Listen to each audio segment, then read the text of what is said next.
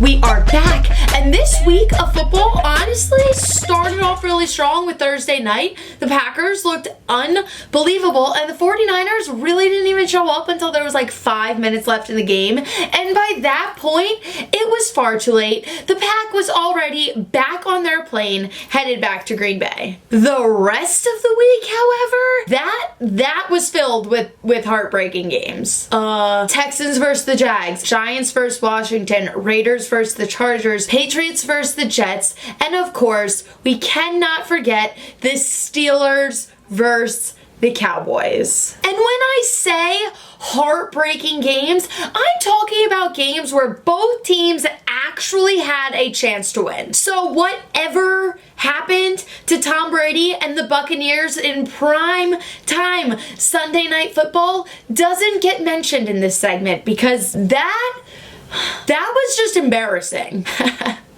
They will have their own time to shine later on in this episode, and trust me, it's not going to be pretty. I am not going to take it easy on them. However, for this segment, I want to kick things off with the one person and one person only, and his name is Jake Luton. He stepped up so huge for Gardner Minshew, who is dealing with a pretty severe thumb injury. Jake Luton, remember that name, a rookie fresh out of Oregon State, 6th round, 189th overall draft pick. My jaw was legitimately on the floor the entire time. Literally, in the opening series, a 73-yard bomb to DJ Chark, and I was just like, oh, all right, this is who's the quarterback for the Jags right now. It's the defense. Watt trying to put some pressure on Luton, who's protected well. Luton's going to take his first chance and hits his man wide open. It's DJ Chark. Incredible. Lunges to the end zone. Touchdown. Welcome to the NFL, Jake Luton. My man threw for 304 yards, 1 touchdown, 1 interception, but he also had a 13-yard rushing touchdown. Honestly, going into this game, I was leaning towards the Texans. The Texans have had a tough season too. I thought this was going to be a good win for them. I honestly didn't think the Jags even stood a chance, but then towards the end, I was pulling for them so heavy, and they were in it until the very end. I was shook. That's literally the only word I can think of to describe it that accurately fits. And no, the Jags didn't end up winning, but Jake Luton literally made history by being the first player since 1950 to have over 300 passing yards, 25 or more completions, and at least 1 rushing touchdown in his first career start. I'm not gonna lie, that's pretty impressive. And Doug Marrone just announced that we will be seeing Jake Luton for the 2nd straight week, taking on the Packers in Lambeau. The Jags have lost 7 straight games, and honestly, I think they're about to make it 8. But Jake Luton, you are a freaking hero. I was not expecting anything close to that. That was just wicked sick. The Texans now move to 2-6, and the Jags are at a whopping 1-7. Now let's take a look at the Giants versus Washington, and I'm just gonna say it, if you didn't know it already, the NFC East is just one big dumpster fire, and if for some reason you don't believe me, just watch this. Rookie Antonio gets it out of the backfield, and he is into Giants territory, lost the football, bouncing around, it's still bouncing around. Loose. Are you joking? It literally went through 8 different people. It never stopped. You're trying to tell me you're going to sit here and tell me that one of those massive men could not have just got that ball? Oh my God, it's painful. It's literally painful. With the way the Redskins demolished the Cowboys, I honestly thought this was a guaranteed win for them. But they started out slow and then a rough hit, in my opinion, a very dirty hit on Kyle Allen, took him out of the game. He had to be carted off the field. The latest reports I saw was that he was going to have to undergo surgery on his ankle. And that left Alex Smith as their starter since Haskin is now their third string QB. And honestly, Smith was stepping up for them. He was starting to bring them back from their deficit. And McLaurin had a beautiful 68-yard touchdown run that left them down by only 3 points. But then they had not one, but two dagger through the heart moments. Oh my God. So now you're only down by 3. There's 2:21 left in the game. Washington offense is driving. Things are looking up, right? Nope. Giants defense picks the ball, sends their offense right back out there. And now if the Giants were smart, you're almost at the 2-minute warning. You can put this thing in the grave.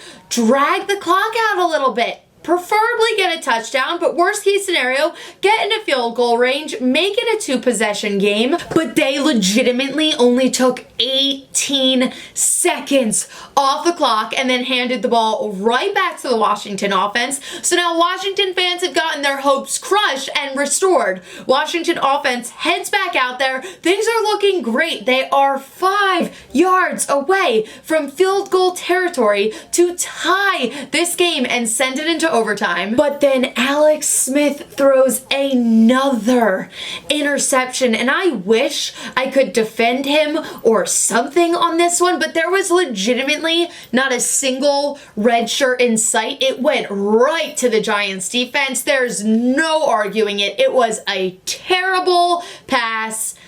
Therefore, Giants win the game. And if you think that is bad, just imagine being a Chargers fan right now and losing for the second week in a row as 1 single second remains on the clock. We know I'm president of the Justin fan club. Him and I, we're on a first name basis. Things are going really well for us. But watching these games these last 2 weeks, I think my soul physically left my body. Pain. I just felt pure pain. Agonizing pain. Both the Raiders and the Chargers offenses played super aggressive. This was one of those games that was super fun to watch, but the Raiders defense stepped up in key moments when they had to.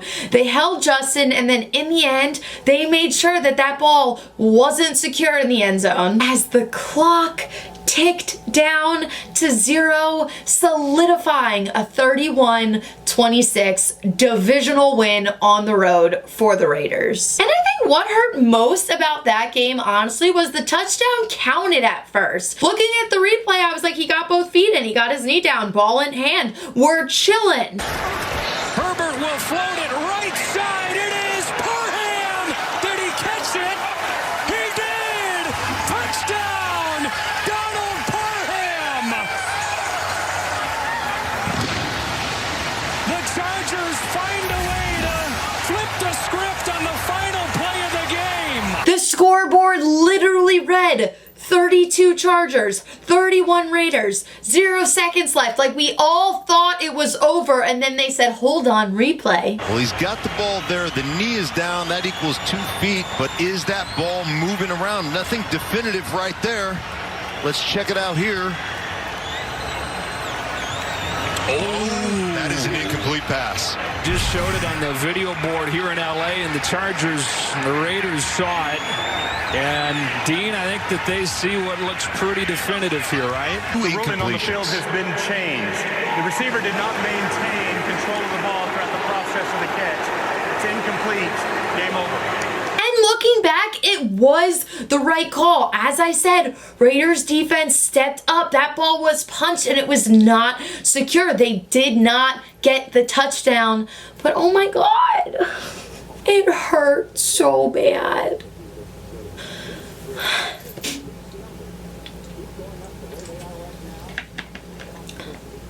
I'm still healing. Now the Patriots against the Jets and the Steelers against the Cowboys, Both of those games felt very similar to me. Everyone expected the Jets and the Cowboys to lose those games. I know I did. I literally threw money on the Jets plus 11 seconds before that game started. And the second I submitted it, I was like, why did I just throw money away? But then throughout the whole game, I was like, wait a minute.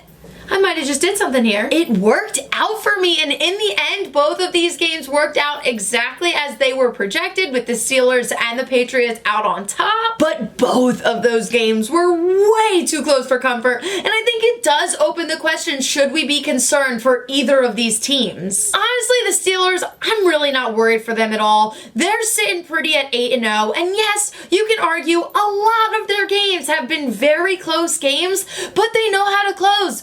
Big Ben also got shaken up a little bit there, and he came back out, but he was limping. He wasn't looking like his best self, and they still won. But if I'm a Patriots fan, I'm very, very scared. I think we can all admit now that the dynasty is over, and you guys did not deserve to win that game. If anything, Bill Belichick's coaching won you that game, because I know for a fact Cam didn't, and Cam got lucky at the end. And the fact that you guys won actually makes me really mad. Go on and call me a Patriots hater. I get it all of the time. I really don't care. And speaking of the Patriots dynasty crumbling to the ground, I like to keep my promises here. And we are going to have a short conversation about Tom Brady, because that's all he really deserves after his performance this week, in a little segment that I like to call 3 and Out. Get it? Because that's mainly all we saw from him on Sunday night, and they legit put up 3 points and then just left. Now, in the nicest way possible, I went in to that game thinking Drew Brees has honestly been looking old, and I knew he was getting Michael Thomas back, and I know there were conversations about his age last season, but last season I really didn't see it. This season is the first time I've really thought, like, okay, Drew Brees is getting up there, and maybe his time is expiring sooner than we thought. Brady has also never been swept in a division in his entire career, and maybe it's because he was playing the Bills, the Dolphins, and the Jets, who, for my entire lifetime, have been next to terrible. AB was also available to play for the Bucks. In my mind, there was no chance that the Bucks lose this game. And they lost 38-3. I wish I could put into words the pure joy that I felt watching that game. I had money on that game. I had money on the Bucks winning that game, and I didn't even care to see Drew Brees go off like that and to have absolutely no answer from Tom Brady. Also, wasn't the Bucks defense ranked like literally #1 a couple weeks ago? It's honestly a little embarrassing for me to admit this right now, but I saw the score right before halftime. It was like 28-0, and I said out loud, I'm really not that nervous yet because it's Tom Brady. Oh my God, I was so wrong. And even at the end of that horrific performance by Brady, he still walked out into the middle of the field and shook Drew Brees' hand solely because his name is not Nick Foles, and nope, I will not get over it. Oh, what a game that was. But on a real note, we are actually going to talk about my favorite performances from this week, because there were a couple of them. We are going to start with Josh Allen, who just lost his grandmother and was given the option of not playing this weekend against the Seahawks, but he did, and he came out and he reminded all of us why he was in MVP conversation in the early weeks of this season. He left everything out on that field, and it was so amazing to watch. They convincingly beat the Seahawks 44-34 after dragging a little bit the last couple of weeks. And I just loved everything about it. They deserved that win, and my thoughts are with Josh Allen and the rest of his family. And you already know that I have to say it, but my Dolphins made me so happy this week. And Tua was a beast. The Cardinals fought the entire time, and they were in it until the end. This was another one of those games that was totally back and forth the entire time. However, fins up, baby. They found a way to stay on top, and I'm just gonna say it. My love and fandom for this team is unwavering. If I had any Dolphins apparel, I would be wearing it right now. Although next week I am stuck in such a yucky and sticky and terrifying situation because I have to watch my Dolphins take on my Chargers. And I am not trying to be dramatic, but I don't think I can handle this. I think it's going to be too much for me. The Chargers are favored by 2.5, and I think that's fair. My gut is saying that the Chargers will come out on top here, but I'm just gonna root for offense. Anybody and everybody that has the ball, I will just be cheering the entire time. And forewarning right now, do not reach out to me during that game because I will indeed be a nervous wreck. Another game to keep your eye on, I've already mentioned it a little bit, but the Packers versus the Jags. I do think that the Packers are going to easily win this game. They're home and they've got their mojo back, baby. They are 13.5-point favorites, and after Jake Luton's coming out extravaganza this weekend, that seems hefty, but we do have to remember who we're dealing with here, folks. I think that the Packers can and will win by at least 2 touchdowns. And can we just take a moment that the Seahawks are underdogs against the Rams? Granted, it's only by 2, but if you don't take Seahawks plus 2, that's your loss. I know the Bills just beat them down a little bit, but it's the Seahawks. Russell Wilson is still our MVP, and the Rams are a good team. They're a solid team. I know this is divisional, but the Seahawks are going to win. Like, duh. And of course, my lock of the frickin' week is a prime time game, baby. I'm losing my hood. If you can't tell, I was feeling a little tired today, so we're just gonna ignore all of that, okay? Thursday night football, Titans versus the Colts, and I'm rolling with the Titans. The Colts are going to give the Titans a run for their money, and I'll give them back, but there's no way that the Titans don't bring home a W here. Case closed, and do not forget to like and subscribe, and also hit up my socials with